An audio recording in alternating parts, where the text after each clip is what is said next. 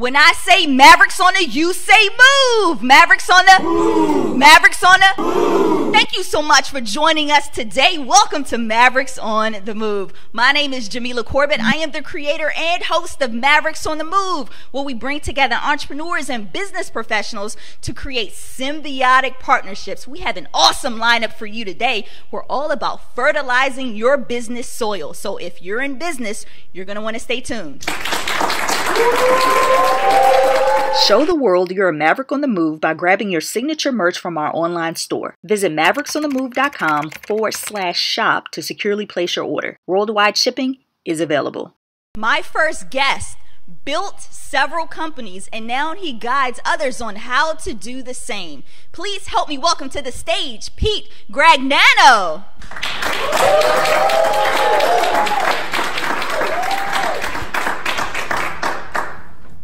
Thanks for joining me, Pete. Thanks for having me, Jamilah. I think you're a really interesting guy, but before we get into how you actually build businesses, walk us through the personal journey from owning and selling a business to now helping other people grow their businesses. Okay, well, I started out, I had a sign business, and it really didn't make a lot of money, but it taught me a lot about business. Trust me, about watching cash flow and managing people. And then I owned a 7-Eleven. And that also was an experience, running a 24/7, 365 business. Prior to both of those, I was in the service station business, where I managed service stations. So I have about 28 years of experience in small businesses. And I've sold the 7-Eleven, and now I help small business owners work and basically learn through my experience. So learn through your successes and your failures. That is correct, because there are a lot of failures to go along. Not Probably more failures than successes. More than I would like to admit.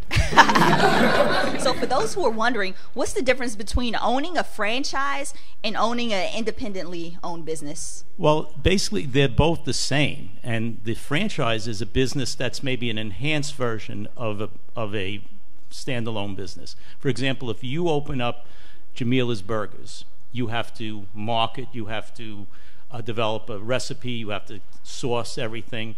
You buy a franchise, you're buying the brand already, and you're buying a business system plus the marketing and everything else that goes along with. And so what are some of the common growth challenges you see specifically with startups?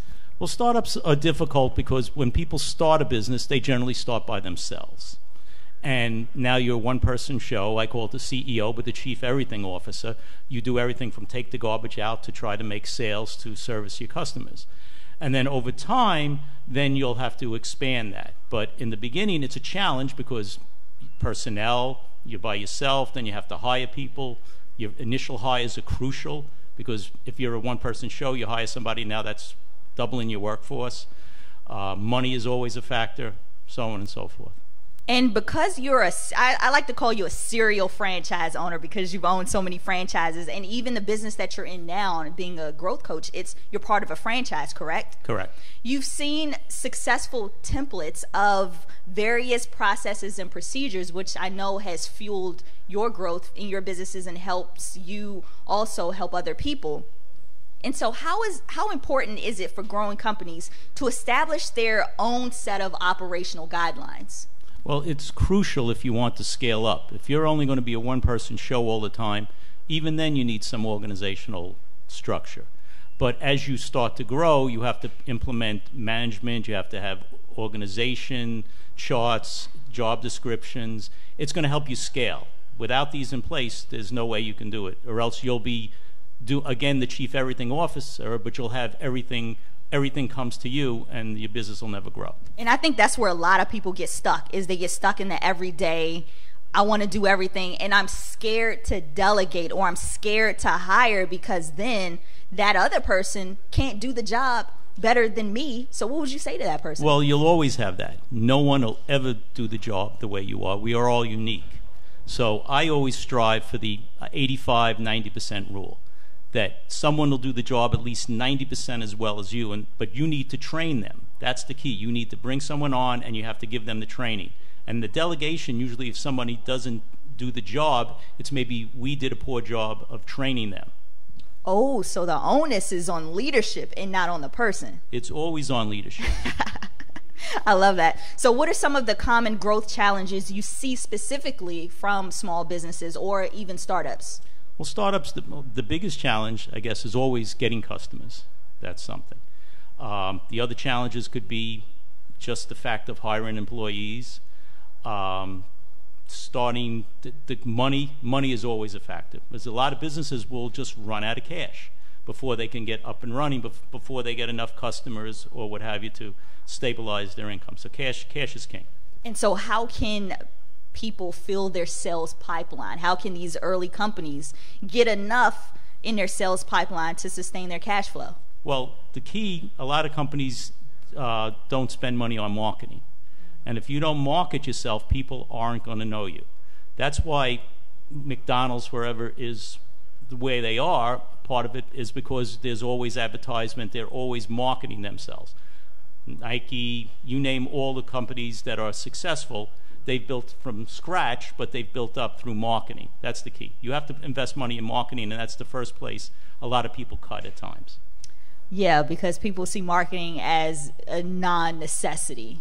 Well, it is a necessity. It is. You can have the greatest idea in the world. You can have the best burger. You can have we talked about you having Jamilah's burger. You can have the best burger, but if no one knows about it, you just might have somebody just may stumble into your business and everything. So you have to market. And so marketing and sales, they kind of go hand in hand. I like to call them sister and brother. Yeah. But let's switch gears and talk about sales. With smaller businesses, oftentimes you'll have people wearing multiple hats, especially if you're small. You have the leadership team that's involved in everything from the day-to-day process to getting more sales.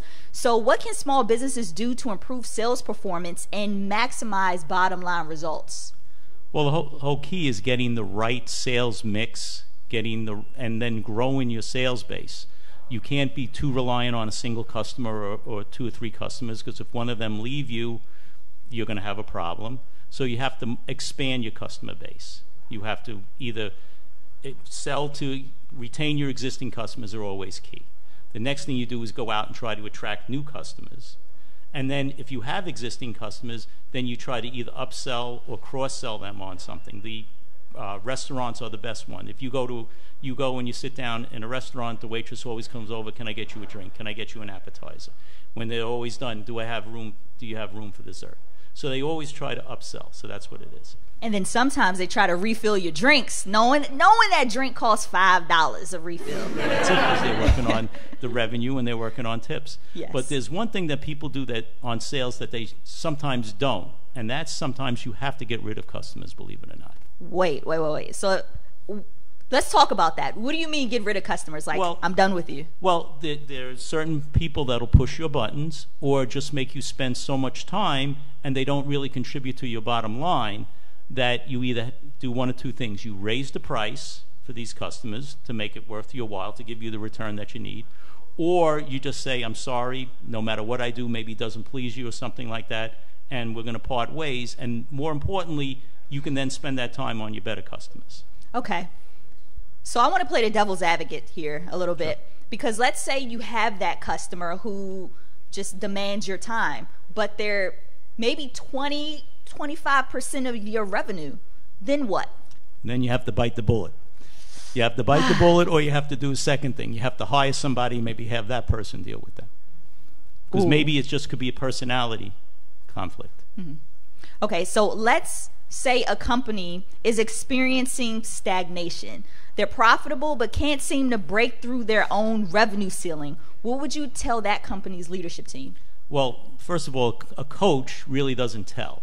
The coach is going to ask questions. Much like you were asking me questions, I will go to the leadership team and I will ask them some questions and have them develop the answer. Because most of the time the answer is within. It's going to be if they've reached a problem, a plateau, there's a bottleneck somewhere. Let's just say they're a manufacturing plant, maybe they've run out of capacity. Distribution, there may be a problem in the distribution system, they can't market. Or there's a sales problem where they need to go out and enhance sales. The other thing might even just be the people, that they need to bring in better people to bring them to the next level. So as a growth coach, how do you determine if it's a culture problem or a people problem? Well, you go and you talk. If I was speaking with the management, I would talk from the CEO on down, and we'd interview people. I would run a behavioral assessment. I use DISC, would show personality traits, and then that would point us in the right direction. There may be a clash of personalities, and therefore the management's not getting everything right. There could be a lack of strategic direction where the CEO is not telling the staff and the staff's not implementing. There could be a number of factors. So it's not a cookie-cutter approach, but you'd have to look at a number of different factors to see what the problem is. And when is it time to hire someone like you? Okay. Well, for a coach, the coach fits in various parts. There are you can help someone in a pre-startup phase. I've been told by bankers that businesses bring them a business plan on a napkin, or what? Or they tell them that it's right up here. My idea is right up here. And banks, as we all know, want to see numbers and they want to see facts. So I would help them develop a business plan. It would be their numbers, their sayings, but I would show them what's in there, and I would go through the business plan, make sure their numbers made sense. How important are business plans? Business plans are crucial whether you're borrowing money or not, because you should know where you want to take your business. You should know what your expenses are. You should know projected cash flow, because as I said before, cash is king, and a lot of businesses run out of cash. Okay, so let's back up. Okay. Let's back up to the business plan. Yes. So would you recommend a long, lengthy business plan? Not necessarily. Because I've seen one-page business plans. Usually I've been told by the bankers that they will reject that because they want to see a little more thought into it. So usually a business plan will have it'll have numbers. You're going to have multiple charts. You're going to have an income statement, a balance sheet, and maybe a cash flow statement. So that's 3 pages right off the bat. The banks will want to see you did some market analysis. Who are your customers? Who are your competitors? Things of that nature. So right off the bat, a one-pager is not going to do it for the bank. And so what is the biggest lesson you've actually learned from growing and selling a business? It's a lot of work. It's not easy, but it's a lot of fun. So where can people reach you? Okay, you can reach me at www.thegrowthcoachcapital, beltway.com. Let's give Pete another round of applause. Today's show is brought to you by I Am a Brand, empowering you with the simple systems and tools to connect your products and services to the people that need them the most. PMI Silver Spring Chapter, practitioners of impact and a safe community for learning, growing, and enabling your professional development. Transformation Center of Excellence, integrating the behavior and management sciences for people and organizations to guide their transformation journey. To advertise a product or service on the show, visit mavericksonthemove.com/partner. Now we're going to have Q&A with Pete. Do we have anyone in the audience that has a question? So you talked about behavior analysis. How hard is it to tell management that they're the problem when you go into organizations? It's a little tough. People get defensive, but the facts speak for themselves. They take the test, the results of their personality. So you just have to show them, and sometimes it could be tough love or reality, and they can make this choice of accepting it and trying to better their business, or just letting things remain the same. So my question would be, what would you tell a startup company in regards to the difference between personal credit and business credit? Number one, you should never mix the two. Okay, you keep your business records separate. You keep your personal credit separate. You may need some decent credit on a personal side to help you launch your business and everything, but my main thing is just try to keep everything separate and let the business stand for itself. When we come back, you're going to hear from a financial advisor who's going to help you grow that money tree you've always wanted. More when we return. If you're searching for a keynote speaker, panelist, workshop presenter, or host able to electrify audiences, Jamilah is the industry maverick you've been looking for. Visit JamilahCorbitt.com to learn more. My next guest is a man of many talents. He's an independent financial consultant, a professional development trainer, and a digital marketer. Please help me welcome to the stage, Kevin Cook.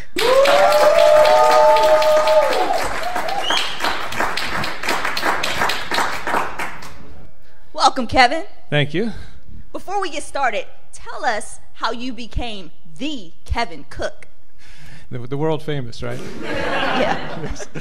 Well, I got my start in independent business a lot later than most people did. I was in my 40s before I started my first business.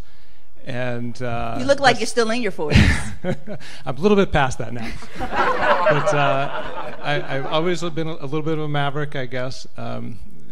When I was a kid, I had a poster in my room that I got from the Scholastic Book Services, if you remember that. I do remember Scholastic. Yes. They had that?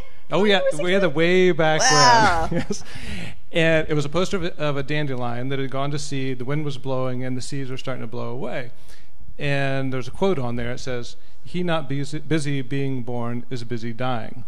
Now, I didn't know it at the time. There's a line from a Bob Dylan song that was actually written the year I was born. And I'm not sure if I thought, wow, that's really cool, that's what I want to do, or if that's who I always was, and I thought, and this just reaffirmed it.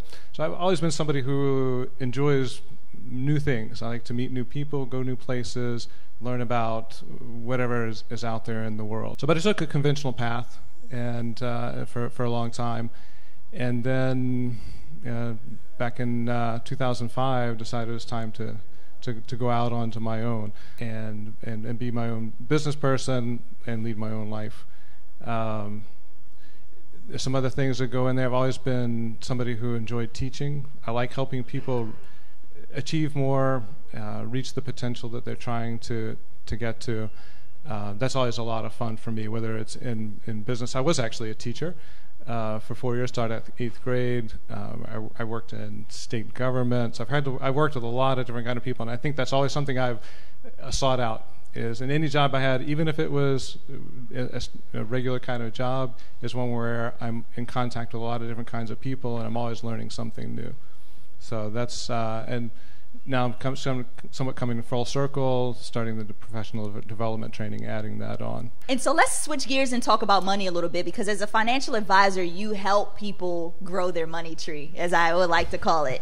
But what would you say to the entrepreneur that's just starting out about their finances? What would you say to that person in how they manage their money? Well, the first thing I'd say is if you're going to start your own business, it's very important to know and really understand your threshold for pain, because it is not easy. It's hard. It is very hard, and when very few businesses start out making money. So there's going to be a time when you're either going through your savings, racking up your credit card bills, or borrowing from friends and family. Been there, done that. Right.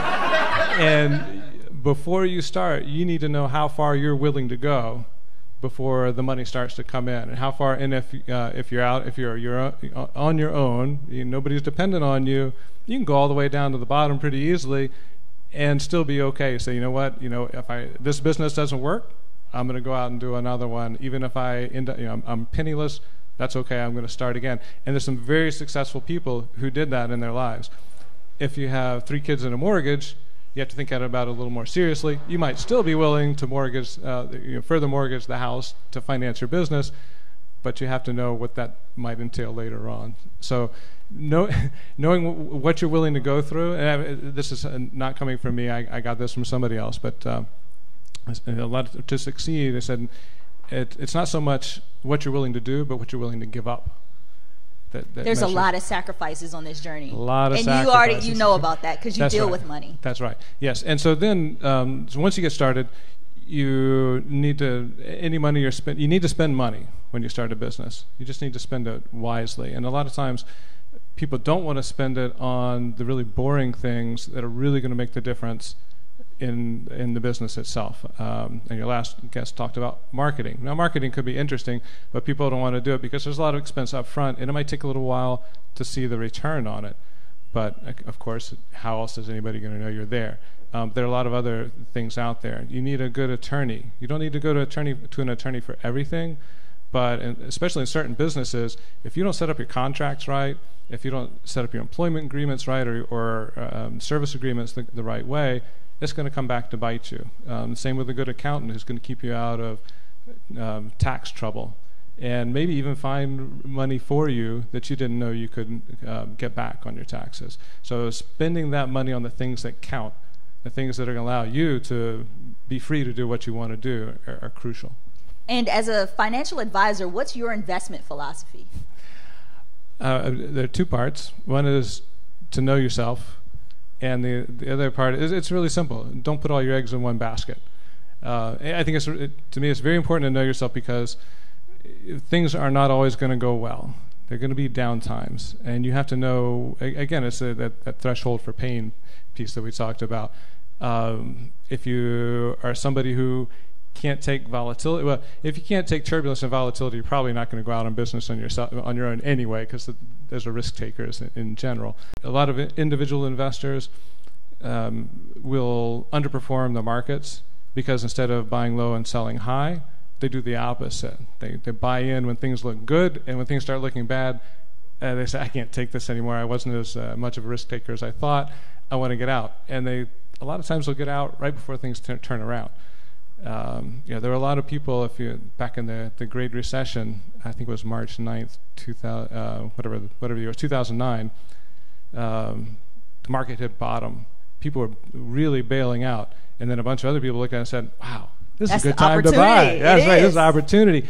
And by the end of the day, it had gone up hundreds of points from where it started the day. But first it went down.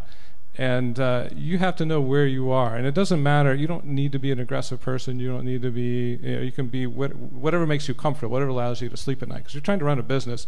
The last thing you need to do is be worried about what your other investments are doing. That's needs to be something that you can feel calm about. And as far as not putting all your eggs in one basket, if you invest, you think that it's going to go well, whatever investment it is. You wouldn't put your money into it if you didn't think there was some value there. But some are going to do better than you thought they would, some are going to do a little bit worse, and some are going to make you lose money. And if you invest enough, you will lose money on something. That's just the way it goes. But if you spread your money around to things that are not really connected to each other, if something's going wrong with one, it's not necessarily going to pull the others down as well. Each one's working independently. And let's talk about retirement, because we're talking about investments. So let's jump to retirement. As an entrepreneur, sometimes we can be in that feast or famine stage. So what would you tell the person that's starting their business or that's growing their business and they don't necessarily have the funds to put away for retirement? What would you suggest? Right. Well, and another thing that entrepreneurs tend to do is just plow all their money right back into the business. So you have to think about, you always want to think about the end game, even as young as you are. You have to think about what's going to be in the future. And there are two ways to set up the business. One is you are the business. So let's say that, okay, with Mavericks on the Move, it's Jamilah Corbitt. If Jamilah Corbitt's not there, is there a Mavericks on the Move?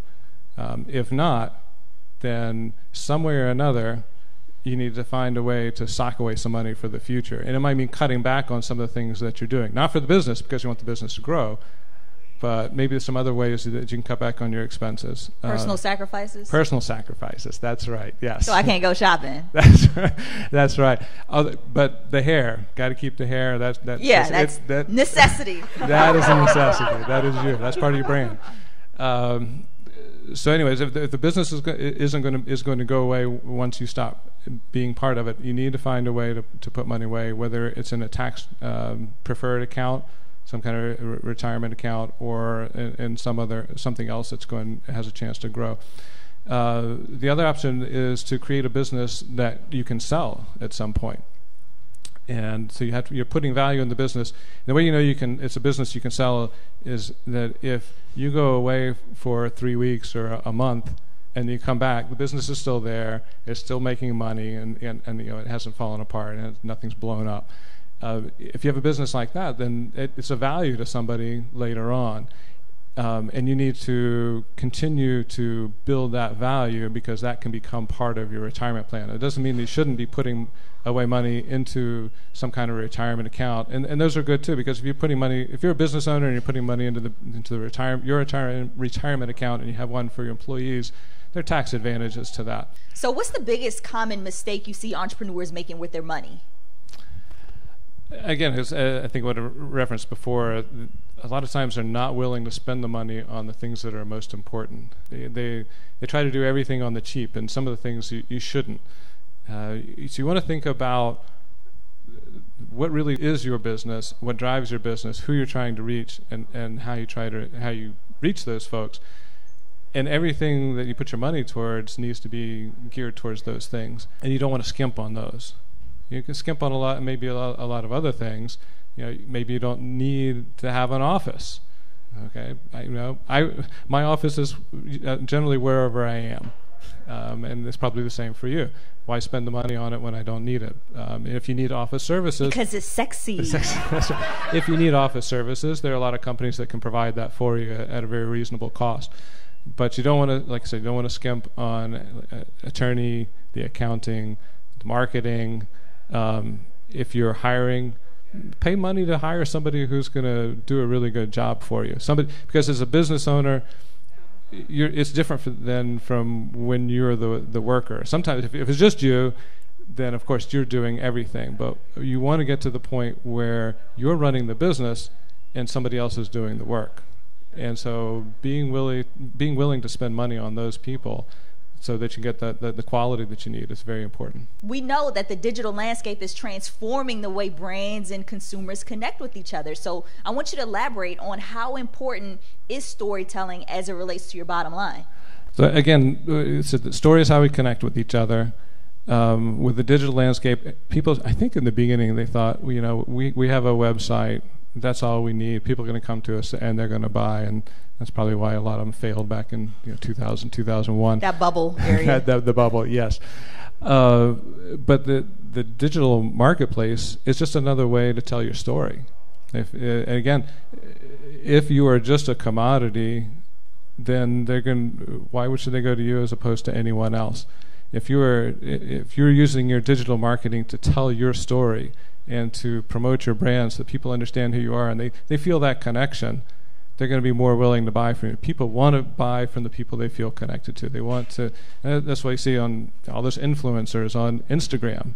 They're making a lot of money because they interact with their followers. Community they tell a story. building. They build that community. Community builder. Absolutely. You feel like you're part of a movement. And you're going to buy from the people, you want to do business with the people who are part of your community. So if you have a story, if you can tell your story successfully, then people are going to want to be connected to you. They're going to want to do business with you. And the digital landscape also levels the playing field because it's free. Right. Instagram, Facebook, all of that is free. The organic traffic is free. Absolutely. Yes. I was going to say that this is something that you are an expert at. I mean, if anybody really wants to do this, you need to talk to Jamilah. Absolutely.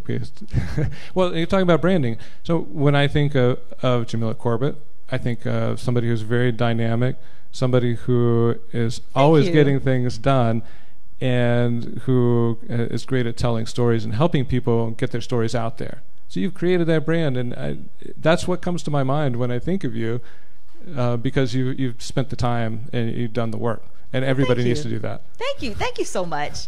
And as someone who helps entrepreneurs manage their assets, so we're switching gears again, what's the biggest piece of advice you can give business owners in regards to fertilizing their business soil? Well, again, it's I'll mix a few things together. You want to spend your time, your energy, and your money on the things that are going to have the most impact on helping your business grow and helping it run. It's crucial to pick 2 or 3 things. Actually, I say 4 to 6 things that you're going to do every day. 2 to 3 for your business, and 2 to 3 for yourself. Because if everybody knows the law of diminishing returns, people say, I work 120 hours a week on my business. Well, probably 40 to 60 of those were really unproductive. You need to take some time away for yourself to refresh yourself, to recharge. Even when you're away from your business, your subconscious is going to be working through all those problems that you have. So you have to think, what are the must-do things each day? And that's where you're also going to put your money when it comes to running the business. What are the things that have to happen, and how do I make that happen? Where does my money need to go? And so how can people reach you? You can look at my website, cooksfinancial.com. Email is kevin@cooksfinancial.com. I'm on LinkedIn, Kevin Cook 82, which has some significance to it as part of my story. Let's give Kevin another round of applause. Are you a busy professional looking to improve your overall health and wellness? The Food Is Not Bae program, created by Dr. Ebony, is a self-paced online course designed to help you create a healthier relationship with food. This comprehensive course consists of 12 modules designed to guide you through the process of challenging emotional eating, body image issues, uncontrollable cravings and snacking, and the constant cycle of dieting. To learn more about how to participate in the Food Is Not Bae program, go to drebony.com/foodisnotbae. So you mentioned about 2 ways of starting a business. One is having the business run with you, and the other one is being able to have the business run on its own when you're not there. So if you start a business where you're the primary focus of the business, how hard is it to change it to make it run on its own? A lot of times the difficulty is with the business owner. And I think this was alluded to before. It's very hard to find somebody who's going to do things the way you do it. And as you're growing and you find out, well, I don't have enough time to do all this stuff, you need to start finding other people to do it. Some of it can be outsourced, but then you're hiring employees or just making a contract with somebody. You have to take the time, first of all, to really think about what you do so that you can explain it to somebody else. And this is a great exercise anyway, because the best way to learn something is to teach somebody else how to do it. You'll know it to a degree that you never thought possible, even if you thought you knew a lot, because now you have to think about, exactly how do I do that? And it's going to give you a deeper understanding. But once you have taught somebody how to do these things, you need to let them go do it and not micromanage. If they're getting the work done, it's being done well, things are great, because what you really want to do is get to that point where you're running the business instead of being the business. Does that make sense? It does. Perfect. Okay. Thank All right. you. Is that the answer? It does. When we return, we're going to hear from business owners in the audience. Stay tuned. Visit MavericksOnTheMove.com to catch up on the latest episodes, stay up to date, browse pictures from past events, and to grab your signature merch. Hi, I'm Chris. I'm co-founder of a technology and marketing startup called Plexus Tech.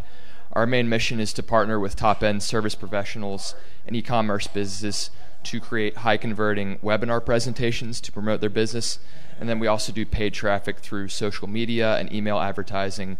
And we use artificial intelligence to help connect them with their ideal client, to match them with more buyers or potential clients. My name is Dr. Casual Pitts, and I am the founder of Ultimate Discount Services Incorporated, where we have a membership that helps you save money, invest money, and also help you build your credit.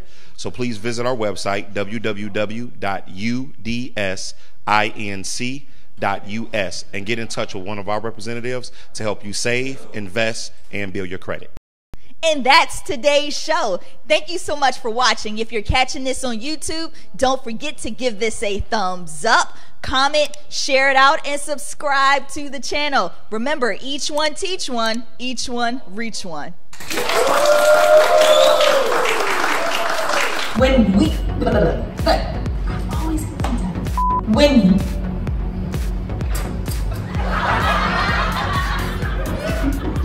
all right, we're ready together. When we it's like I can't say when we, it's okay. When we return. Okay. Just say when we come back. When we come back. That'll roll off a little easier. Yeah. My next guest is a man of many talents. He's an independent financial advisor, a professional development trainer, and I forgot. Cut. We gotta take. Can you turn off this mic? We never turned it off, and I think it might be picking up background. This is my first time at Mavericks On The Move, and I loved it. Great energy in the room. The host was amazing, and looking forward to the next one. I learned a lot, met a lot of great people, and I can't wait to come to the next event.